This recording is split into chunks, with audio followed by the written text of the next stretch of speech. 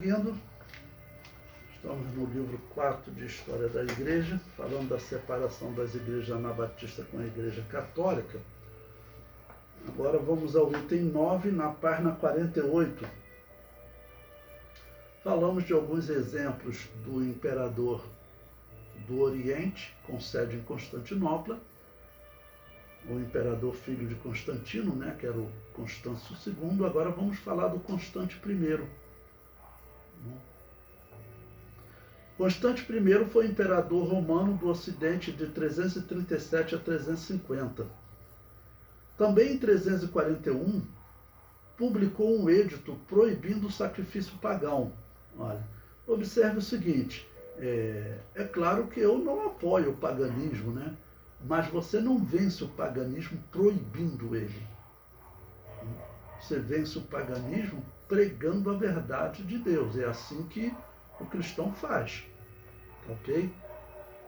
Bom, então cito aí o historiador Sosômeno, que ele diz: os imperadores que então ocupavam o trono eram tão zelosos quanto seu pai na proteção das igrejas e concediam honra e isenções fiscais para o clero, seus filhos e seus escravos. Eles confirmaram as leis promulgadas por seu pai e aplicaram novas, proibindo a oferta de sacrifícios, a adoração de imagens ou qualquer outra observância pagã. Eles ordenaram que todos os templos, tanto nas cidades quanto no campo, fossem fechados. O que vai acontecer também nesse período? Muitas pessoas que viviam do paganismo, eles vão correr para a Igreja Católica, os sacerdotes pagãos. Então, no paganismo, eles realizavam culto aos mortos. No catolicismo, eles realizavam culto aos mortos. Então, muitos deles vão partir para a Igreja Católica, vão trabalhar no catolicismo. Então, o comentário prossegue. Seguindo o exemplo de Constantino, seus filhos perseguiram os judeus. O mesmo historiador Sosômeno, ele escreve: os judeus foram estritamente proibidos de comprar um escravo pertencente a qualquer outra heresia que não fosse a deles, ou seja, o judeu só podia ter escravo judeu. Se transgredissem esta lei, o escravo era confiscado ao público. Mas se administrassem a ele o rito judaico da circuncisão, as penas eram a morte e o confisco total da propriedade. Ou seja, se um judeu pregasse a conversão ao judaísmo e realizasse a circuncisão nessa pessoa, ele seria morto, perderia os bens, seria morto. Não? E prossegue, pois como os imperadores desejavam promover por todos os meios a propagação do catolicismo, sempre lembrando, quando eu coloco entre colchetes, significa que eu mudei o texto original, ele chama de cristianismo. O historiador chama de cristianismo. Então, na verdade, estavam promovendo o catolicismo. Eles consideraram necessário impedir que os judeus fizessem proselitismo daqueles cujos ancestrais eram de outra religião e aqueles que mantinham a esperança de professar o catolicismo.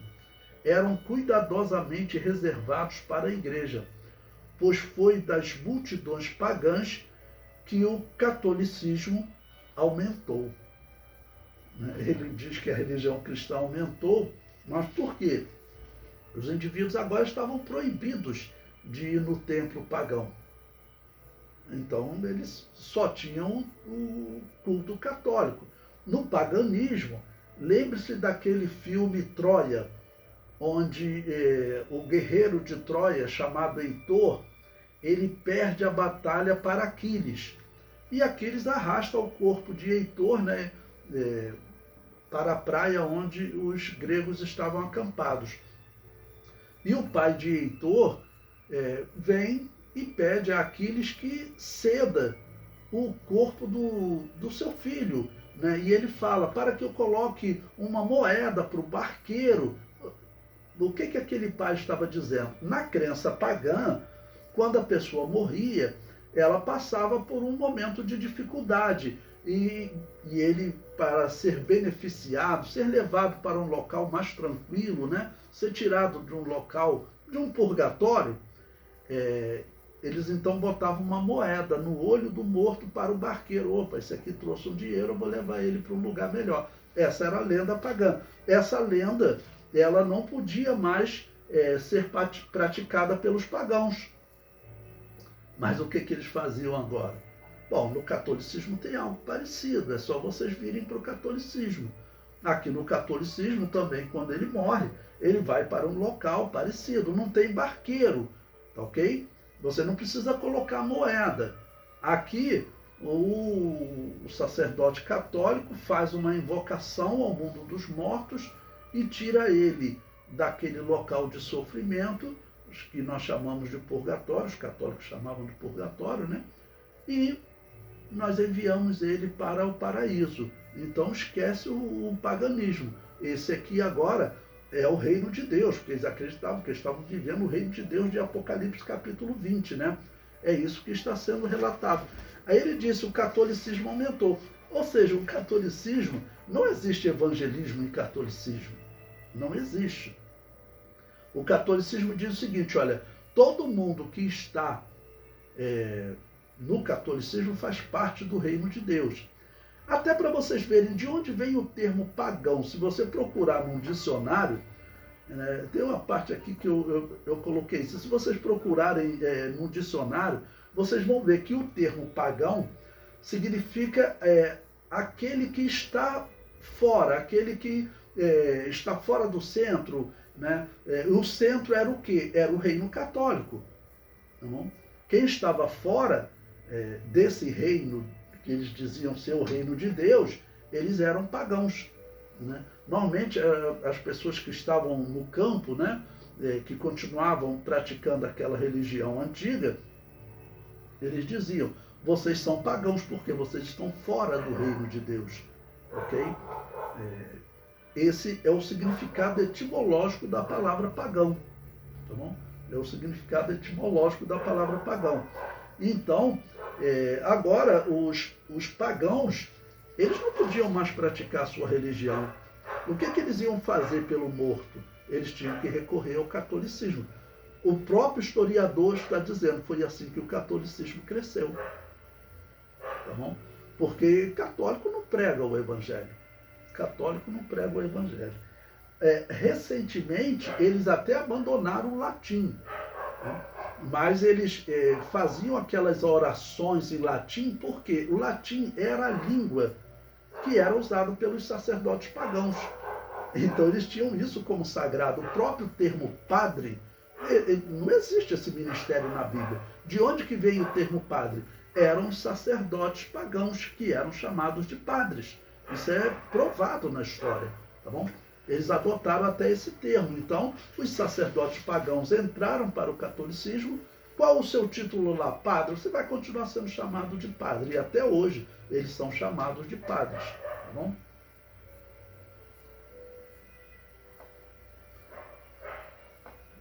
O comentário prossegue. Seguindo o padrão de Constantino, os filhos perseguiram os judeus, o que a Igreja Católica fará por toda a história.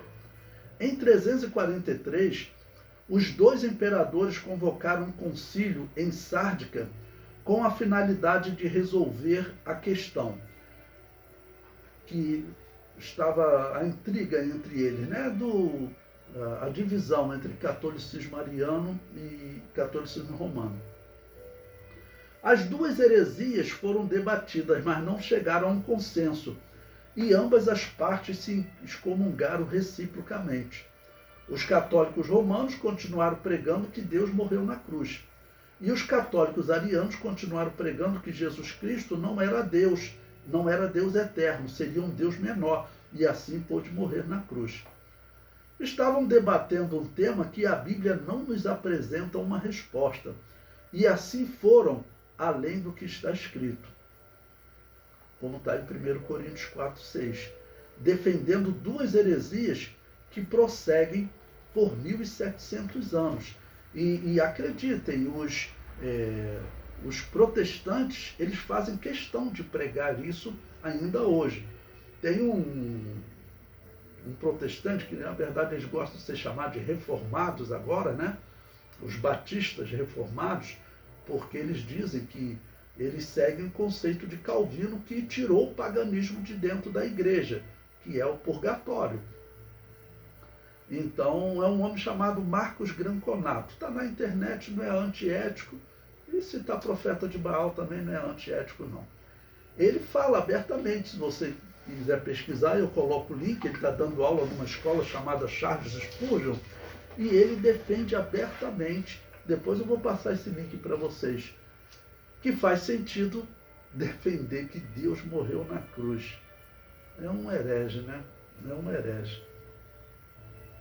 Esse mesmo herege critica a Assembleia de Deus, mas está ligado ao paganismo. Ele diz que a igreja de Jesus, essa igreja de Constantino, essa igreja desses concílios, era a igreja de Jesus, que estava praticando paganismo, estava sentada à mesa do demônio, né? Eu não posso chamar esse indivíduo de cristão.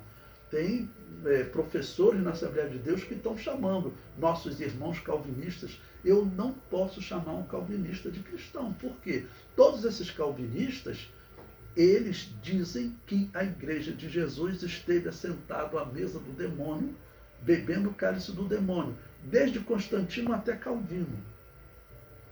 Aí, se você fala isso para alguns calvinistas, mas eu não falo isso não. Você pode não saber, mas você fala. Porque quando você diz que nós saímos da igreja católica, a igreja católica praticava paganismo, e pratica.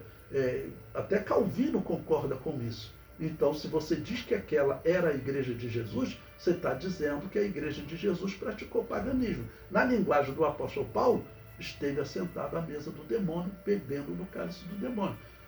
E para explicar aos meus alunos foi que eu desenvolvi a parábola do herege inocente, ou a parábola do herege que se diz inocente. Que ele vai chegar no juízo final, eu defendia o calvinismo, mas eu não sabia que o calvinismo pregava isso. Eu sou um herege inocente, eu posso escapar aqui no juízo final? O que ele vai ouvir? Que não existe herege inocente. Se você defende heresia, dizendo ou não que não sabe qual é o resultado daquela heresia, você vai para o inferno. Não? O comentário prossegue.